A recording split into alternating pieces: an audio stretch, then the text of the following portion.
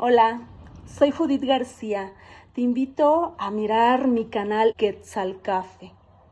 Promuevo mi cultura huasteca, hablo náhuatl, esa es mi lengua materna, un pueblito originario de muchas tradiciones y costumbres, por lo cual te invito a mirar todo mi contenido. Todo está hecho a detalle, con mucho cariño y amor para ti. Y también quiero compartirte un trabajo para una maestra de una primaria, de una escuela privada en la Ciudad de México. Y va así. Tonantzin María, noyoltzopelik Lupita, tlen itonal, quexe oquixpil, niualaj nika mopilcaltzin, pampa nimitzitasneki.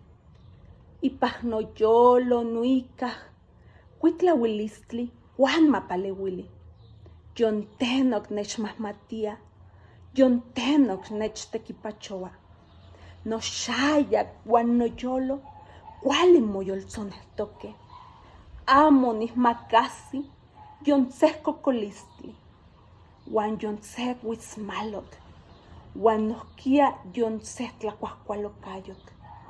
Tlaskamati tonantzin, noyoltzopelik Lupita, tlen nikaj niyolpankisa, pampa tinokonetl. Tlaskamati mokuitlauilistli, uan tlexkajoku, tati eli nopakilistli. Nechuika ipaj yoyouajkaltli, ipaj momaahkol tlahkol nechikoa. Sa inon nihtlekiuia, makianemochiua. Tonantzin María, noyoltzopelik Lupita, nimitztlasoltlamiak, nopilkuahkualtzi tonantzin. Mamita María, mi dulce Lupita, con la inocencia de un niño, llego a tu casita sagrada tan solo para mirarte. Con el corazón llevo la certeza de tu cuidado y compañía. Nada me aflige, nada me asusta.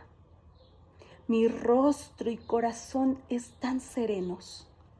No temo ninguna enfermedad, ni cosa punzante o dolorosa. Gracias, mamita, por el honor y la dicha de ser tu hija. Gracias por tu protección y resguardo. Eres tú la fuente de mi alegría. Me llevas en el hueco de tu manto, en el cruce de tus brazos. Es todo lo que necesito. Que así sea. Te amo mucho, mi dulce Lupita. Tlaskamati miak, muchas gracias. Huancuale xistok.